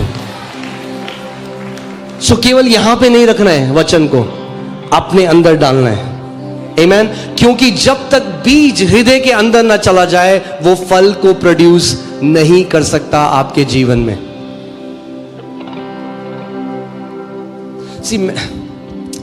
कितने लोग ऐसे हैं, मैं आपको फिर एक एग्जांपल देता हूं। अगर कोई बीमार है, हाँ, तो मैं जैसे पहले बता रहा था आपको, वो फास्टिंग करेंगे, वो प्रे करेंगे, वो कहेंगे प्रभु तो हमें कब चंगा करेगा, प्रभु हमें कब चंगा करेगा। अगर उसकी जगह परमेश्वर के वचन में जो प्रतिज्ञाएं चंगाई की, वो उनको लेते, उन पर मनन करते, उनको अपने दिल में डालते, कोई भी बीमारी इतनी पावरफुल नहीं है जो वचन के विरोध में खड़ी रह सके। मगर होता क्या है, क्योंकि मैं इसको ऐसे आपको समझाता हूं। देखिए, there are miracles and there are healing. मसीह की देना, हम सब मिरेकल चाहते हैं, पता है, क्योंकि मिरेकल क्विक फिक्स है, शॉर्टकट है। क्या है मिरेकल? शॉर्टकट है। हाँ, आपके हाथ में दर्द होता था, आप यहां आए, मैंने प्रार्थना रिलीज करी, आपने रिसीव किया, आपका वाह दर्द चला गया, प्रेज गॉड, आमेन। ये मिरेकल है। ये हीलिंग नहीं हुई, हीलिंग इंस्टेंटली नहीं होती। मगर आप यहां आ रहे हो, आपके शरीर में कोई लक्षण है और आप वचन की प्रतिज्ञा कर रहे हो, घोषणा कर रहे हो, घोषणा कर रहे हो, आप वचन के द्वारा अपनी हीलिंग को रिसीव कर रहे हो। अब होता क्या है, जब आपने वचन के द्वारा अपनी हीलिंग को रिसीव करना शुरू कर दिया, वो व्यक्ति कई ज्यादा गुना चंगा रहेगा इस व्यक्ति से जिसने मिरेकल के द्वारा अपनी चंगाई को रिसीव किया। कितने लोग मेरी बात को समझ रहे हैं? अगर एक व्यक्ति बीमारी में है और वो परमेश्वर के वचन के ऊपर गुड न्यूज यह है कि केवल पास्टर बोने वाला नहीं है। गुड न्यूज यह है कि आप घर जाके बोने वाले भी और सींचने वाले भी बन सकते हो। वचन बो, वचन सींचो, और उसके बाद एक प्रोसेस के साथ उसके फल आने लग जाएंगे।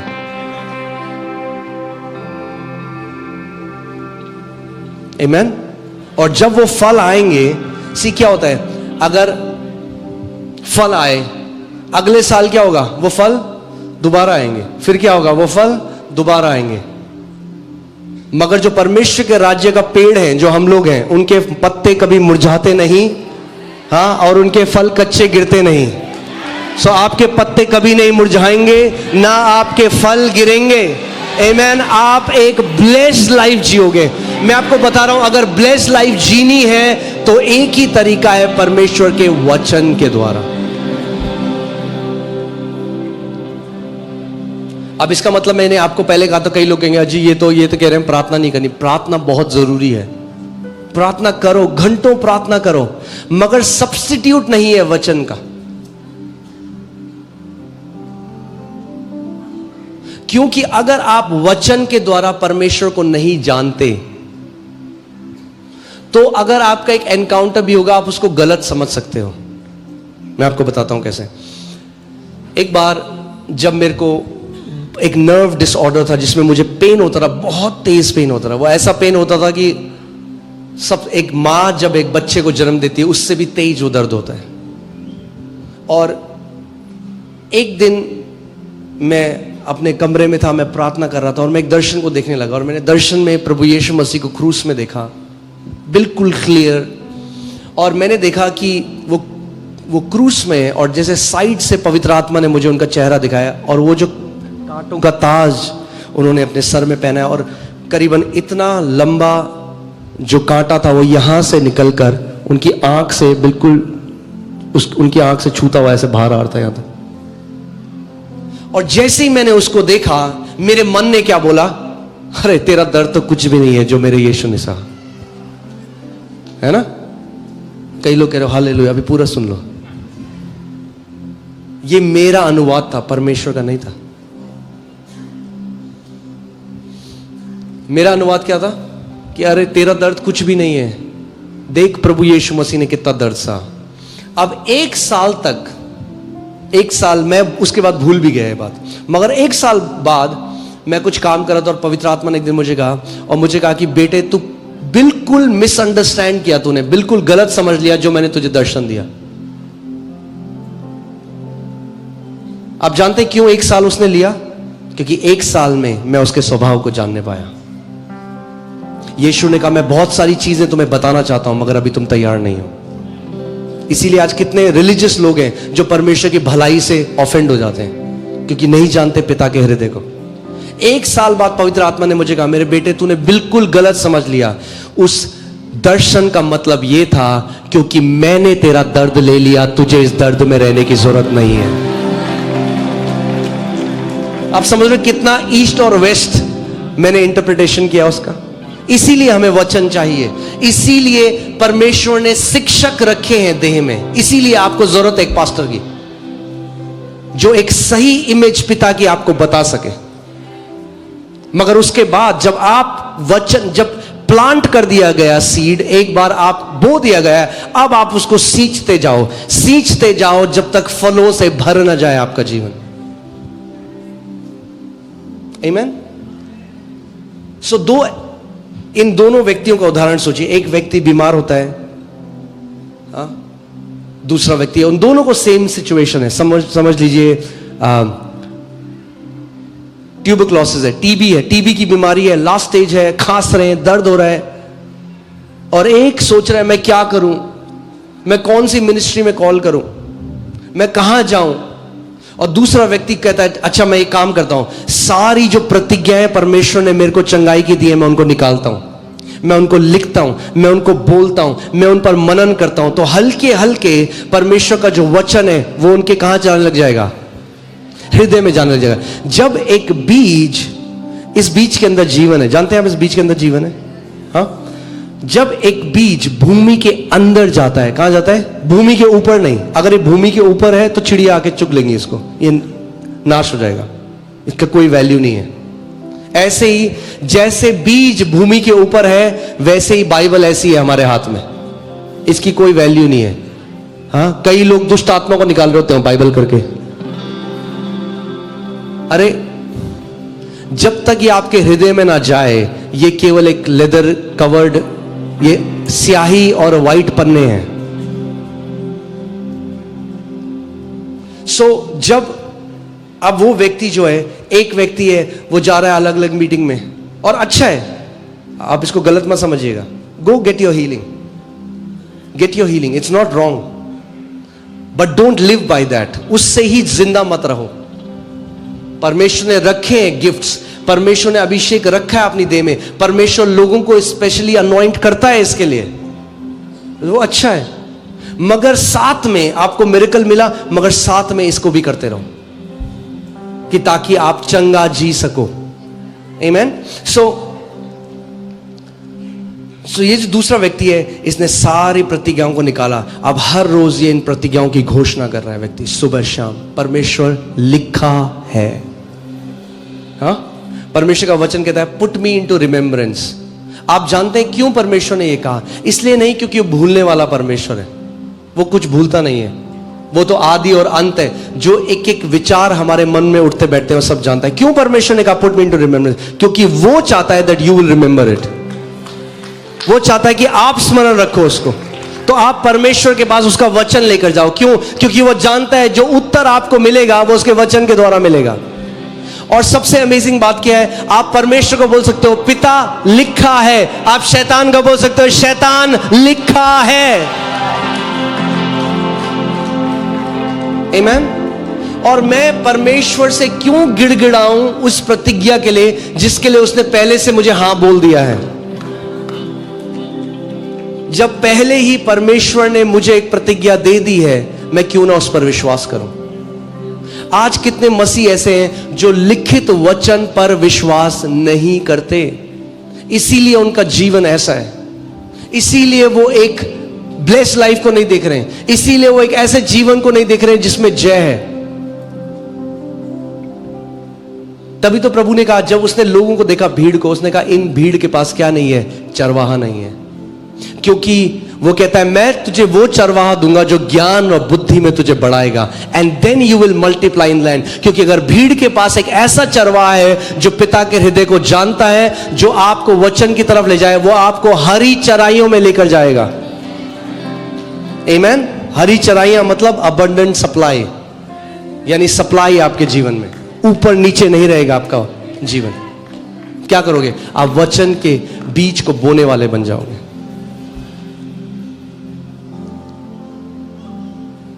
अभी मैं हैदराबाद में था और पास्टर मर्लिन एक गवाही बता रही थी। एक औरत उनके पास आई और मैंने फोटो देखी।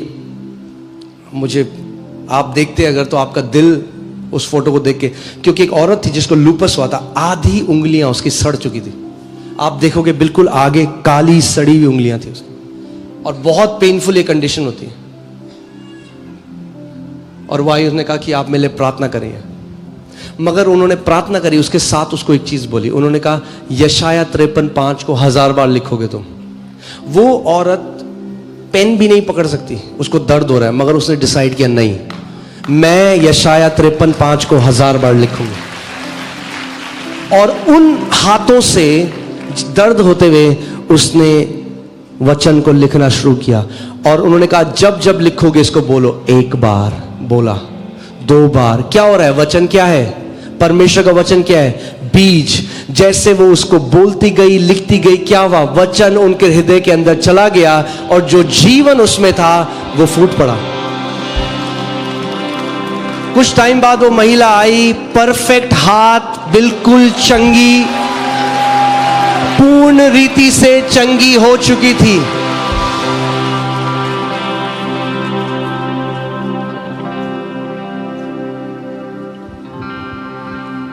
आमेन। परमेश्वर का वचन कहता है मैंने अपने वचन को भेजा है और तुझे चंगा किया है। चंगाई किसमें है? परमेश्वर के वचन में।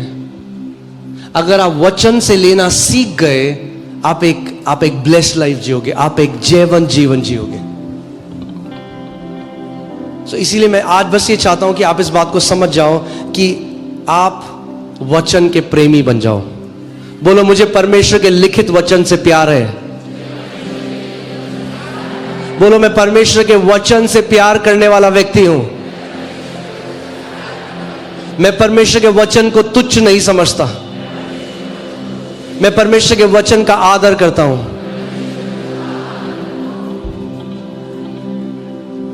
आमीन। यशाया 55, 10 और 11 हम पढ़ेंगे।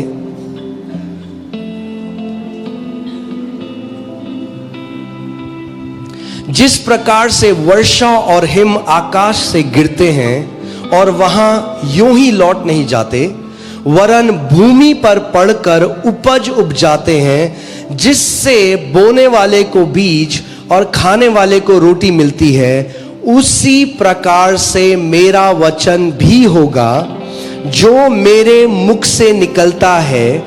वह व्यर्थ ठहर कर मेरे पास न लौटेगा, परंतु जो मेरी इच्छा है उसे वह पूरा करेगा। परमेश्वर कह रहा है, मेरी इच्छा जो है उसे कौन पूरा करेगा? कौन पूरा करेगा? तो परमेश्वर की इच्छा को कौन पूरा करता है? वचन। परमेश्वर की इच्छा क्या है? कि स्वर्ग पृथ्वी पर आए। परमेश्वर की इच्छा क्या है? जैसे उसकी इच्छा स्वर्ग में पूरी होती है, वैसे भी कहां पे हो? पृथ्वी पर, क्योंकि ये उसकी इच्छा है। क्या स्वर्ग में कैंसर है? क्या स्वर्ग में एक्सीडेंट होते हैं? क्या स्वर्ग में श्राप है? क्या स्वर्ग में बीमारियां हैं? तो परमेश्वर की इच्छा है जैसे ये स्वर्ग में नहीं है वैसे ये पृथ्वी भी हो। पर क्या पूरी करता है परमेश्वर की इच्छा? प्रार्थना नहीं करती, उसका वचन पूरा करता है। उसी प्रकार से मेरा वचन भी होगा जो मेरे मुख से निकलता है, वह व्यर्थ ठहर कर मेरे पास न लौटेगा, परंतु जो मेरी इच्छा है उसे वह पूरा करेगा, और जिस काम के लिए मैंने उसको भेजा है उसे वह सफल करेगा। आमीन। जो वचन परमेश्वर ने भेजा है, हमें उसको भेजना सीखना है। आमीन। परमेश्वर अपने वचन, मैंने आपको पहले बताई थी ये बात कि जो जादू टोना करने वाले हैं वो जानते हैं वचन को कैसे भेजना है। वो जानते हैं कि वचन करता है, वो जानते हैं ऐसा, वो काउंटरफीट है, वो गलत है, दुष्ट आत्माओं की तरफ से। मगर प्रिंसिपल, शैतान भी वही प्रिंसिपल इस्तेमाल कर रहा है जो परमेश्वर ने रखे हैं।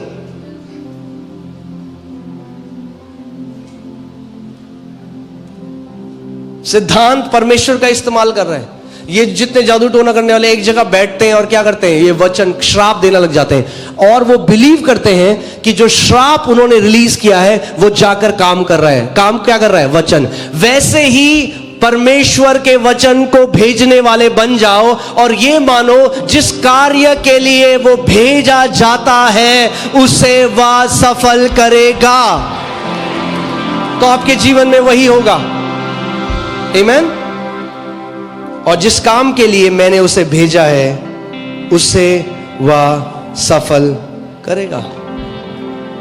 सो केवल वचन के सुनने वाले नहीं, पर वचन को समझने वाले, वचन को बोने वाले, उसको सींचने वाले बन जाएं हम लोग। आमीन। और ये मेरी इच्छा है इस कलीसिया के लिए कि हर एक व्यक्ति इस कलीसिया में वचन में परिपूर्ण हो जाए, वचन में सयाना हो जाए, परमेश्वर के वचन से प्यार करने वाला हो।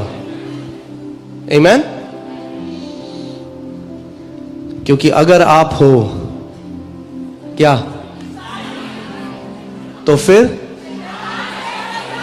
मैंने नहीं बोला, आपने बोला है।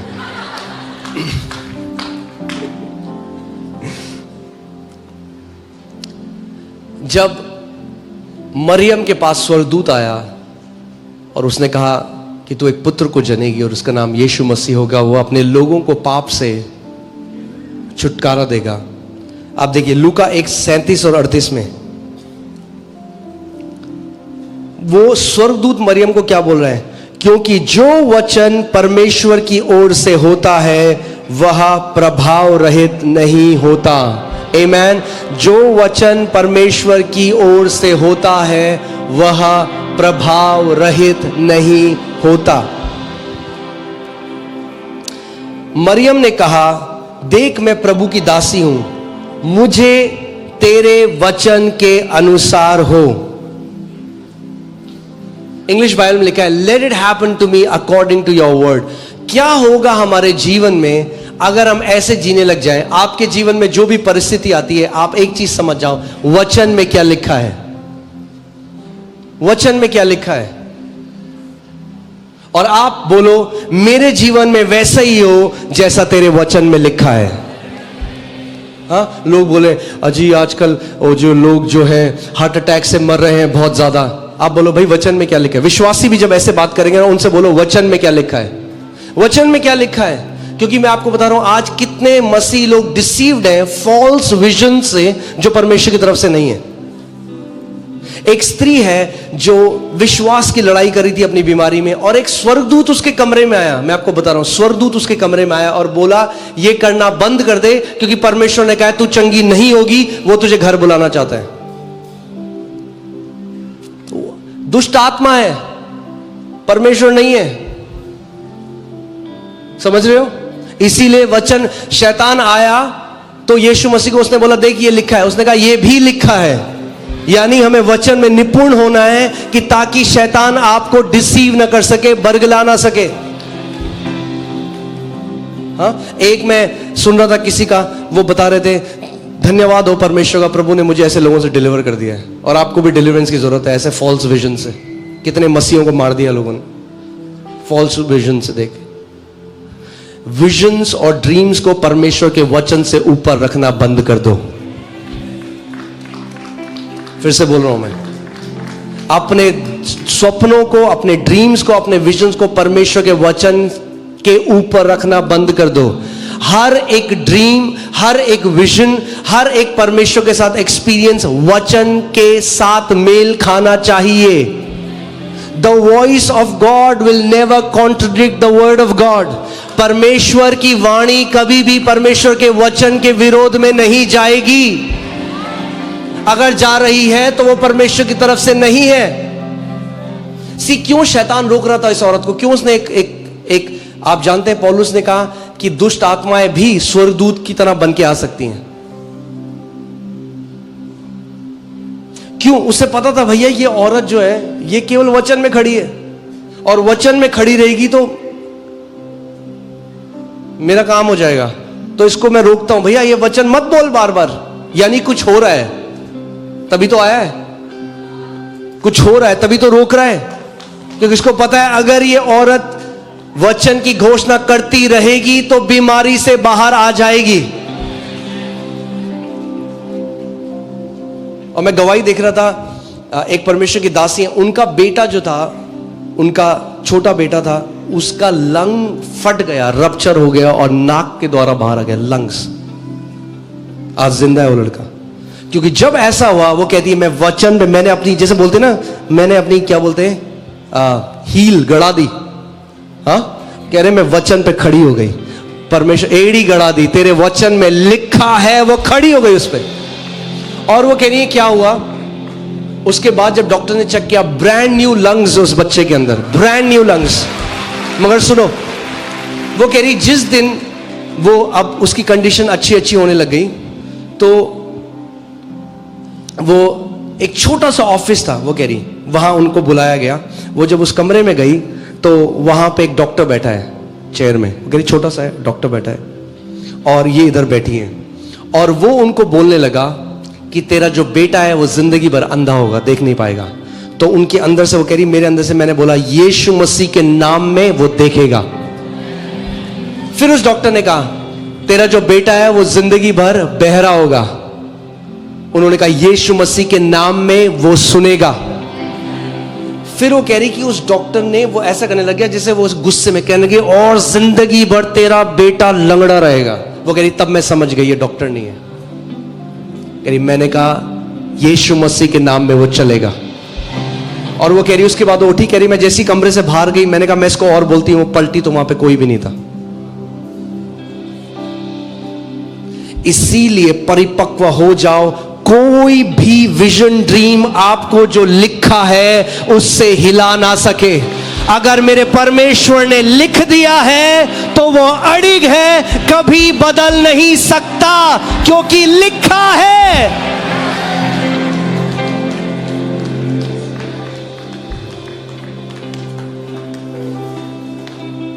आमीन। सी होता क्या है, कई लोगों के साथ जब एक्सपीरियंस होते हैं वो उस एक्सपीरियंस को वचन से ऊपर रख देते हैं और वहां पे डिसीव हो जाते हैं।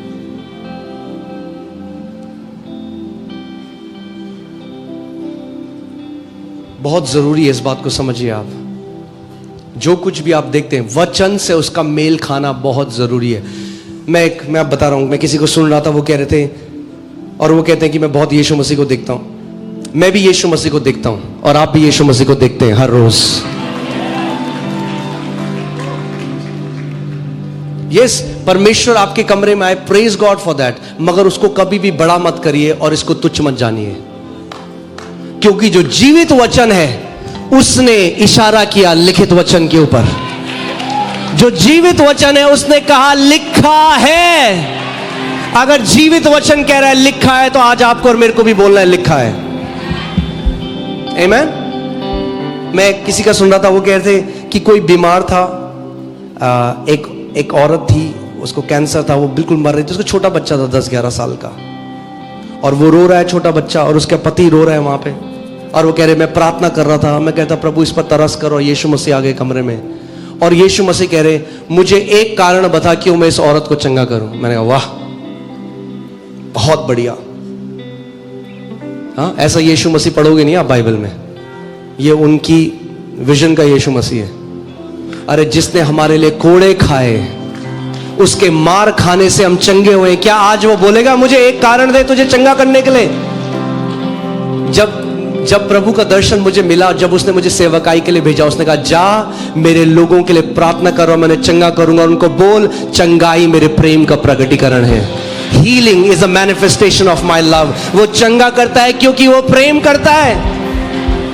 हाँ, आप सोच सकते हो कोई माता पिता है, उनका बेटा तड़प रहा है बिस्तर में, पड़ोसी आ गए, कह रहे अरे इसको दवाई दो, वो कह रहे एक कारण बताओ क्यों मैं इसको दवाई दूं। और कई विश्वासी मानते हैं ऐसे दर्शनों को और नाश हो जाते हैं। फिर आज एक निर्णय ले लो, किसी की भी आपने गवाही से, अरे आपको पता है वहां कोलंबो में 14 बच्चे हैं, जो छोटे छोटे बच्चे, उन्होंने देखा कि नरक में छोटे छोटे बच्चे तड़प रहे। अरे अपनी थियोलॉजी ना इससे आने दो, ठीक है? ये फालतू के वीडियो यूट्यूब में देखना बंद करो और परमेश्वर को वचन के द्वारा जानो। मुझे पता है कईयों को पसंद नहीं आ रही अभी बात, पर क्या करूं, आपका चरवाहा हूं तो आपको सच तो बोलना पड़ेगा।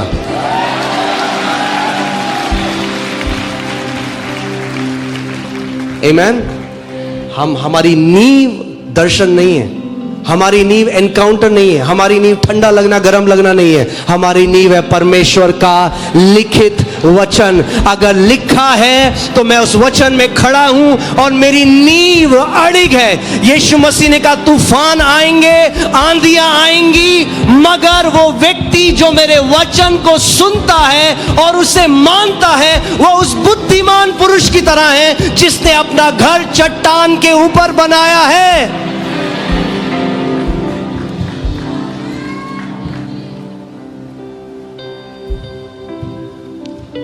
आमीन।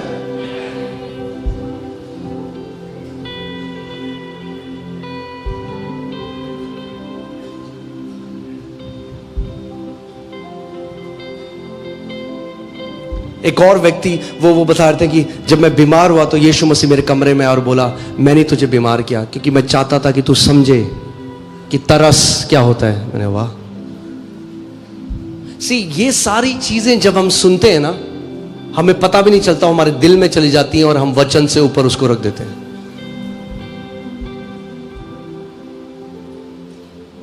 अरे हमें बोलने की जरूरत नहीं है उस परमेश्वर, ओ प्रभु, अरे क्या हम पे ज्यादा दया है क्या उससे?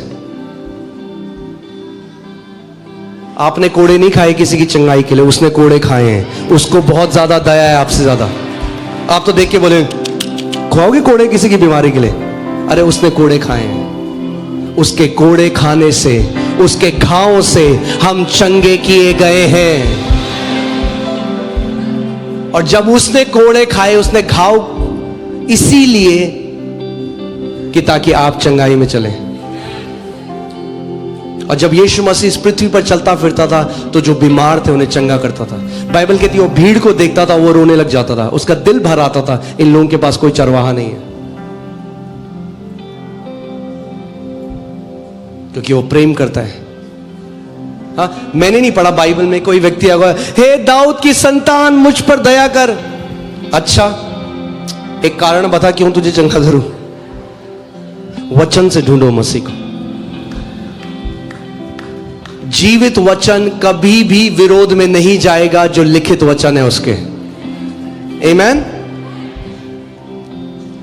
रोमियो 10:17 लगाइए हिंदी में, मैं आपको कुछ दिखाना चाहता हूं। अतः विश्वास सुनने से, और सुनना किससे होता है? मसीह के वचन से। किससे होता है? मसीह के वचन से। मैंने आपको पहले भी इस पे बताया था। यीशु, पढ़िए प्रभु यीशु मसीह का जीवन कैसा था, पढ़िए जो पत्रियां पौलुस ने कलीसिया के लिए लिखी हैं, उससे आपको पता चलेगा परमेश्वर कैसा है।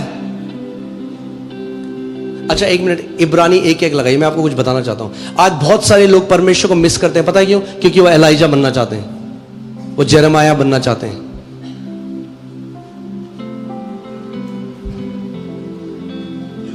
पूर्व युग में बाप दादाओं से थोड़ा थोड़ा, बोलो कितना? थोड़ा थोड़ा। परमेश्वर ने कैसे रिवील किया अपने आप को, कैसे प्रकट किया? थोड़ा थोड़ा। बाप दादाओं से थोड़ा, हमारे बाप दादा नहीं, वो तो प्रभु में थे ही नहीं, वो इजरायलियों की बात कर रहे हैं, ठीक है? इजरायलियों के बारे में इब्रानी की किताब है, यहूदियों के बारे में बात कर रहे हैं। जो पुराने यहूदी थे उनके ऊपर परमेश्वर ने कैसे प्रकट किया अपने आप को? बोलो थोड़ा थोड़ा, थोड़ा थोड़ा। तो जितने पुराने संत थे वो कितना जानते थे पिता को? थोड़ा थोड़ा। बाप दादों से थोड़ा थोड़ा करके और भांति भांति से भविष्यद्वक्ताओं के द्वारा बातें करके। अब ध्यान सुनिए, परमेश्वर ने कैसे बात करी पुराने नियम में? कैसे बात करी? भविष्यद्वक्ताओं, बोलो भविष्यद्वक्ताओं के द्वारा। सो भविष्यद्वक्ता पुराने नियम में परमेश्वर की आवाज थे। They were the word, they used to bring the word of God. क्या लेकर आते थे? परमेश्वर का वचन लेकर आते थे, ठीक है? पुराने युग में, in the old time, Bible says. मगर एक गलती कलीसिया आज करती है, वो आपको बताना चाहता हूं। आगे 2 में जाओ। इन दिनों में, बोलो इन दिनों में, यानी आज के समय में, जब नया नियम स्थापित हुआ, आज के समय में, इन दिनों में, अंत में हमसे कैसे बात करता है? कैसे बात करता है? एलाइजा के द्वारा नहीं करता, जेरेमाया के द्वारा नहीं करता, पुराने भविष्यद्वक्ताओं के द्वारा नहीं करता। आज के समय में परमेश्वर अपनी कलीसिया से अपने पुत्र के द्वारा बात करता है। कितने लोग आज मसीह की कलीसिया में, मसीह के देह में, उनको कोई प्रकाशन नहीं है एपिस्टल्स का, कोई प्रकाशन नहीं है जो पौलुस ने कलीसिया के लिए वचन दिया। मगर आप उनको पूछोगे, पुराने नियम उनको पूरा अच्छे से पता है, वो पुराने नियम की तरह बिहेव करते हैं, कई बार पुराने नियम के भविष्यद्वक्ता की तरह बनना चाहते हैं। अरे भैया, परमेश्वर इस समय में पूरा जैसे बाप दादाओं से बात करी थी वैसे आज हमसे बात नहीं करता, हमसे अपने पुत्र के द्वारा बात करता है। आमीन। जिसे उसने सारी वस्तुओं का वारिस ठहराया और उसी के द्वारा उसने सारी सृष्टि करी। और ये जो पुत्र के द्वारा परमेश्वर बात करता है, ये दृष्टांत किसने बताया? पुत्र ने बताया, किसी भविष्यद्वक्ता ने नहीं बताया। किसने बताया? पुत्र ने बताया, वचन के बीज का दृष्टांत। परमेश्वर आज पुत्र के द्वारा बात करता है हमसे, और उसने हमें सिखाया कि स्वर्ग का राज्य कैसे कार्य करता है। पृथ्वी कैसे फल लाती है? हाँ, नहीं, बीज से तो लाती है, पर कैसे फल लाती है जब बीज बो दिया? अपने आप से। हाँ, जैसे यूनानी भाषा में लिखा है ऑटोमेटोस, ऑटोमेटिक। क्या? Automatic, automatic.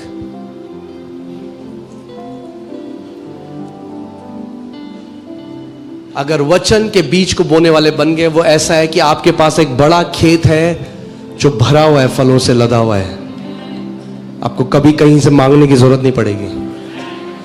आमीन। सो वो विश्वासी बन जाओ जो परमेश्वर के वचन का आदर करते हैं और परमेश्वर के वचन का बीज सुबह शाम दिल में डालते हैं। क्योंकि परमेश्वर की 8000 प्रतिज्ञाएं आपकी और मेरे लिए। पकड़ लो उन प्रतिज्ञाओं को, मनन करो उनके ऊपर, बोलो उनके ऊपर। मगर कई मसीहों को वो नहीं चाहिए, उनको शॉर्टकट चाहिए। मगर मैंने आपको क्या बताया, फ्रूट का कोई शॉर्टकट नहीं है। हाँ, जो इंजेक्शन लगा के बड़े करते हैं उनको हार्मफुल होते हैं ज्यादा। शॉर्टकट नहीं है, प्रोसेस के थ्रू जाना पड़ेगा। ऐसे ही मैं आपको बस एक गवाही बताऊंगा, फिर हम लोग प्रार्थना करेंगे। पॉल योंगिचो एक परमेश्वर के दास है, उनके पास भी एक औरत आई जिसको माउथ कैंसर था, और उन्होंने प्रार्थना करी, उसके जीवन में कोई फर्क नहीं है, प्रार्थना करी, और वो बार बार ग्रम्बल करती थी, बहुत चिड़चिड़ी थी कि क्यों परमेश्वर मेरे साथ कुछ नहीं कर रहा। क्यों? सुना है आपने, मसीह लोग कई कहते हैं क्यों प्रभु हमारे साथ कुछ नहीं कर रहा। अरे प्रभु को जो करना था प्रभु कर चुका है आपके लिए। उसने अपनी दिव्य सामर्थ्य से सारी चीजें आपको दे दी हैं जो भक्ति और आपके जीवन से संबंध रखता है। आमीन।